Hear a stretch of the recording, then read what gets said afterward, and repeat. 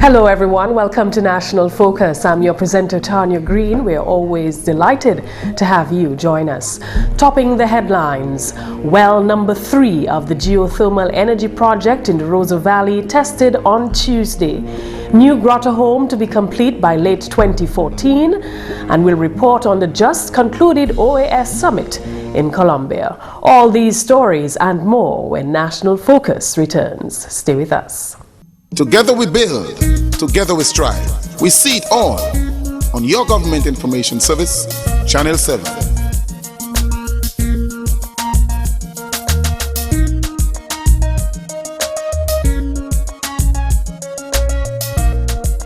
This is the Government Information Service, bringing you all that you need to know about all that's happening in your country's development.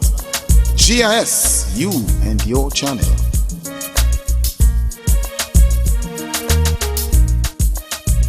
Why do we allow visitors to enjoy our island sites and attractions and we don't? Why do we allow visitors to grace our hotels and guest houses with their presence and we don't? Dominica is ours to enjoy as well. There is so much to do and experience which will help us Dominicans to appreciate our nature island even more than we already do. After all, it has given us so much, why not return the favor and own it? Nafternoon Dominice. I am Felix Henderson and I am Dominica. Are you?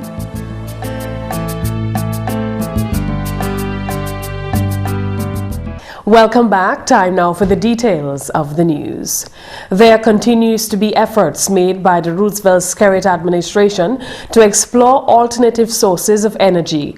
Officials of the geothermal exploratory project made some progress on Tuesday as well number 3 in Loda was officially tested. Following the test of well number 2 in February, officials had reported that there were positive signs of geothermal energy potential in the Roseau Valley area. Back then, they had anticipated that the test of well number 3 would yield even better results. Safety was the main consideration before and during the testing process. Jason has put me in charge as safety supervisor. So if anything adverse happens, I will give the instruction as to what everybody should do, right? First of all, I think an important thing for us all to think about here is that as Dominica starts this geothermal program, it's important to instill a safety culture when they're operating these wells. You know, there are a number of hazards involved, but obviously the two big ones are burns due to hot water and the toxic gas. So we have to be concerned about that stuff. First off is the gas cap. We have about 800 meters, I think, of gas in this well, based on that survey yesterday. 729. So we have a fairly large gas cap we're going to blow off. So we do that with these guys that have SCBAs. Today's actually an excellent day for a test. Although the winds let up, it's kind of variable. But on days where it would be calmer, it could be much more dangerous letting that gas go and having that heavy H2S. H2S is heavier than air and can settle down to the ground. And so I've been on well pads where the gas was this deep, and if you didn't have an SCBA, you wouldn't be able to breathe in these conditions. Using filter masks is not acceptable. Filter masks should not be allowed on the geothermal project because we never know what the concentration of the gas is going to be. Probably the concentration of H2S in that wellhead is well over 1,000 parts per million, which is lethal with the first breath. So we want to instill the safety culture so that anytime these guys open up these wells, they think about the dangers of the toxic gas. 2 Icelandic companies have been contracted by government to drill and test 3 sites in the Roseau Valley area to determine the potential for geothermal energy production. In more news, government officials on Monday paid an official visit to the site in Bellevue Rural Stock Farm, where the new grotto home for the homeless is currently being constructed. The modern facility is being built at a cost of $2.5 million EC. Public Relations Officer of the Grotto Home, Parry Bellot, told reporters that the project will be done in 3 separate phases and is designed to accommodate 100 residents. We're going on a phase basis. The first phase is really these 3 dormitories, each of them holding about 16 persons, and then the administrative block, which will be going here, which will include overall dining facilities, the ancillary facilities, doctors' quarters, and this kind of thing. The managing board of the Grotto Home is appealing to the general public for donations to assist them with the project, which is valued at $2.5 million. Bellot says the public has been supportive of the project thus far and is optimistic that much more support will come towards the completion of the project. We have to factor in, we're getting and anticipating a lot of donated materials, you pointed out, from the church and others. We have commitments from one Japanese agency, even our famous Basic Needs Trust Fund will be considering some applications we have made and so on. And we do anticipate, as we get a little further on, that when people see things happening, they're inclined to come forward. Community Development Minister Honorable Gloria Shillingford and Acting Permanent Secretary Esther Thomas formed part of the official delegation on Monday's site visit. The minister is encouraged by the efforts made thus far in getting the project off the ground. The last time I was here, we just had really mud and nothing else, and the people. And so this afternoon, as I look at the structure being set up, I'm really happy to see that. And with the number of persons that you mentioned, I can see the kind of commitment that there is to be able to help our underprivileged and our poor persons who have nowhere else to go. And that says a lot for the persons, the committee, and the pastors, and everybody else in helping to lend a hand. The government of Dominica has been assisting the Grotto Home for the Homeless by paying a regular subvention towards the operations of the home. The government is also meeting the salary of the supervisor of the home. The minister pledged government's continued support towards the Grotto Home. Government is committed to continue helping Grotto and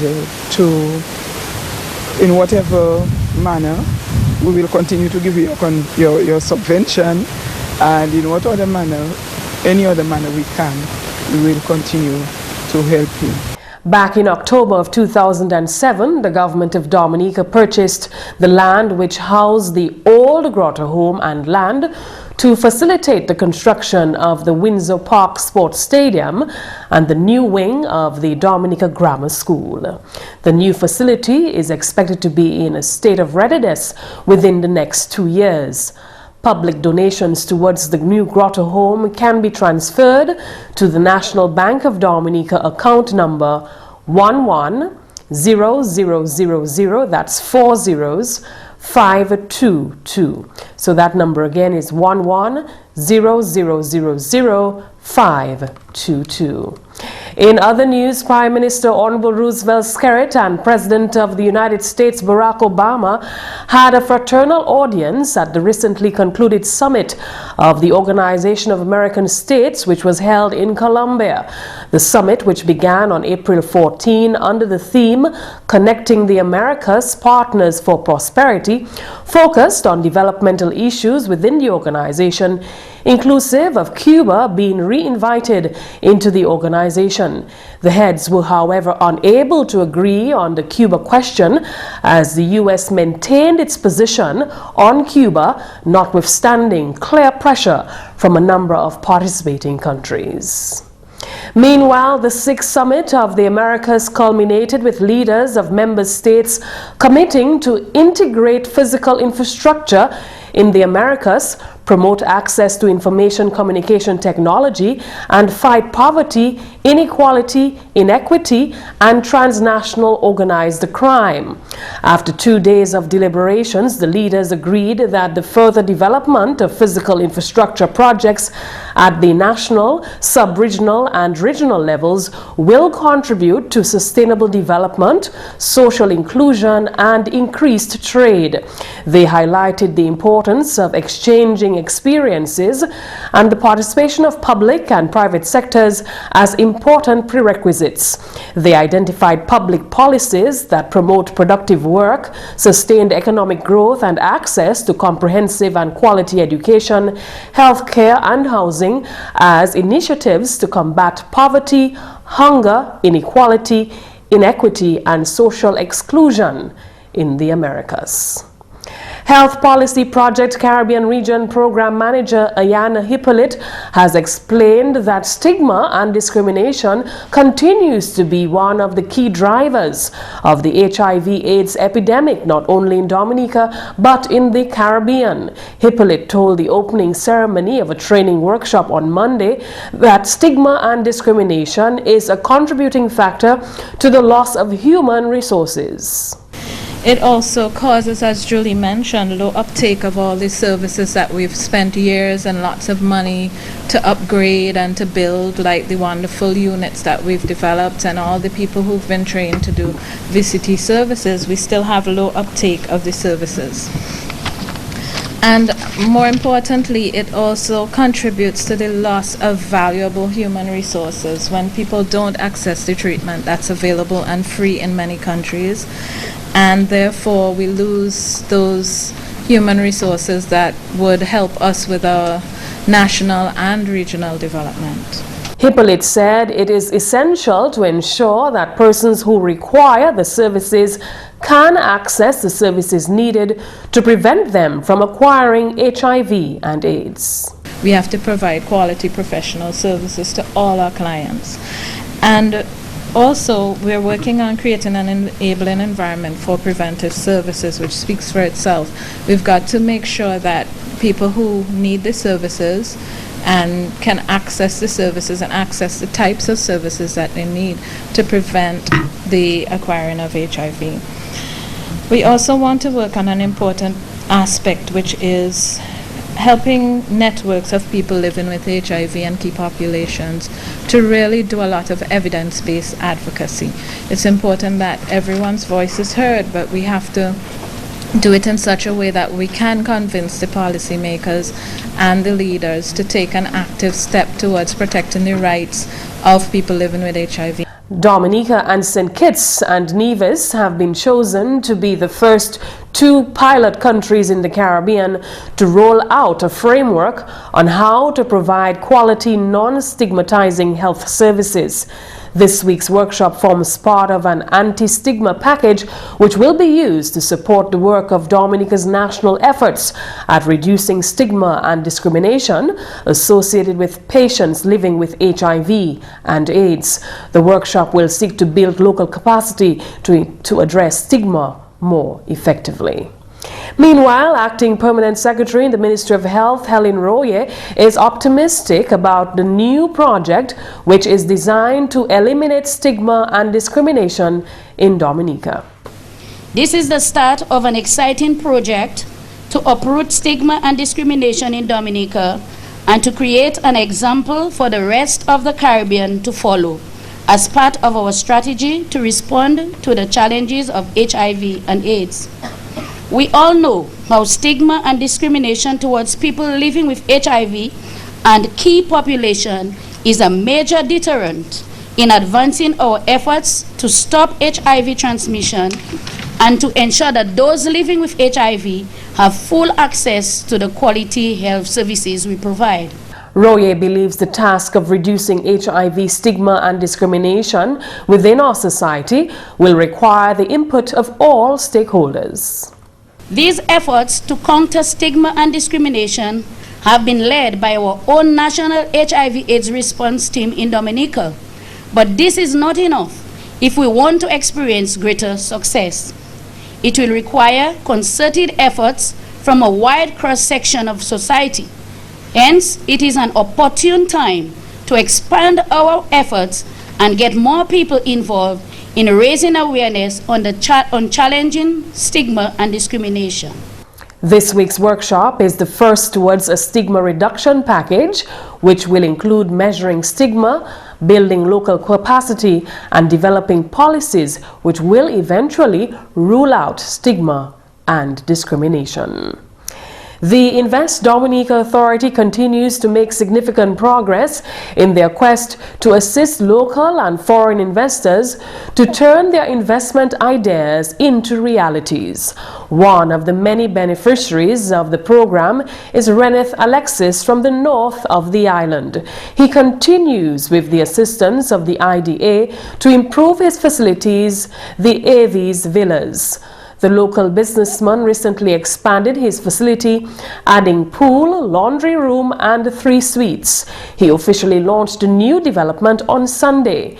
He noted that it was a challenging undertaking. This pool cost me twice the amount that a normal pool will cost me, because this place, when we start digging it, we found out the entire place is a swamp. Below the hard surface that was on top, the entire bottom was a swamp, and we couldn't dig a foundation there. I mean, it was difficult. So for us to get the pool there, we had to dig the whole area out, all the mud, truck it out and go and throw it, and then pay transportation to carry river stuff and river stone and full this place. Thank God for Eddie Simon. Eddie Simon, I think you should put your hand together, one of our best builders in Dominica. Gave us that idea to do that, and we fill that place with river stone, so that we could get a solid foundation in the swamp. This you see bubbling up there, that's hot water, and that's natural hot water coming out from a hot spring that we have there, and it's very, very, very hot. He also explained his objective for building the 3 suites. And the reason I did that, I realized that the parents of the students used to come here, and they used to shack up with their children in their room, and some of the kids had to be sleeping on the couch. So I realized if I put 3 nice rooms there, instead they go on Live Roseau or look for some hotel room somewhere, they can just put a 3 nice hotel room here and give me a little change for it and enjoy it in the night. And that's news. When we come back, we'll bring you a few upcoming events and government notices. Do stay with us. Thanks for staying with us. Time now for the government notices. Residents of Penville and environs are invited to the 14th inaugural meeting of the Village Council scheduled for Thursday, April 19, 2012 at the Penville Primary School. All cocoa farmers of the Central and West agricultural regions are reminded of the cocoa pruning demonstration to be held on the holding of Hudson Paul at Clark Hall on Wednesday, April 18, 2012 at 9:30 a.m.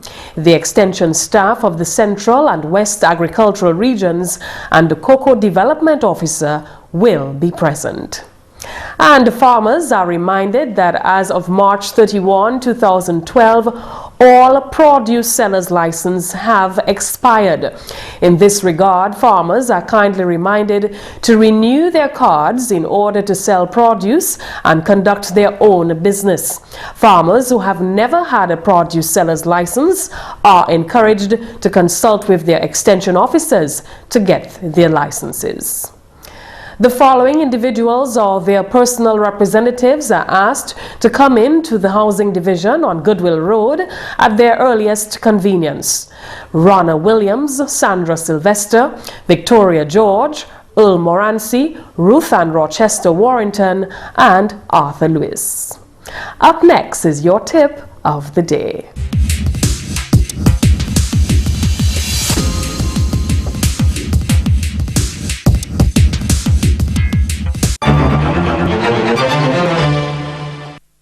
Today we'll share a few tips with you on how to do laundry effectively.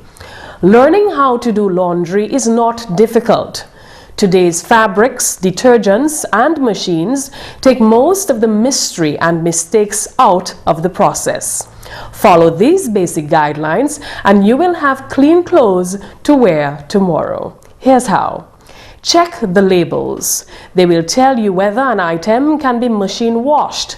Place all clothes that are labeled wash separately or hand wash into separate piles. As a novice launderer, if it says dry clean only, believe the label and place it in a bag to take to the dry cleaners. Sort laundry by color. Whites, pastels, light gray, and white background prints will go in one pile. Deep colored clothes, for example, black, red, navy, brown, dark gray, go in another pile.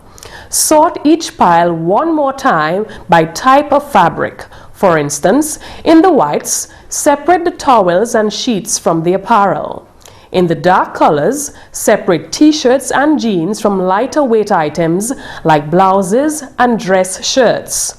Washing by fabric type allows you to use different water temperatures and keeps drying cycles simple. If there are not enough items to make up a full machine load of each type and you are in a hurry, you can wash all of each color together. Just be sure to choose the machine cycle to fit the most delicate items. Select an all-purpose laundry detergent and read the directions to determine how much to use. Most recommend adding the detergent to the washer before loading to prevent residue on the clothing. Unless your clothing is caked with dirt and heavily stained, washing in cold water will serve your needs and prevent most laundry disasters. Always rinse in cold water. There's no need for hot or warm rinse on any fabric. Check that all pockets are empty, even tissues and paper. Remove any accessories such as belts and jewelry. Close all zippers and buttons.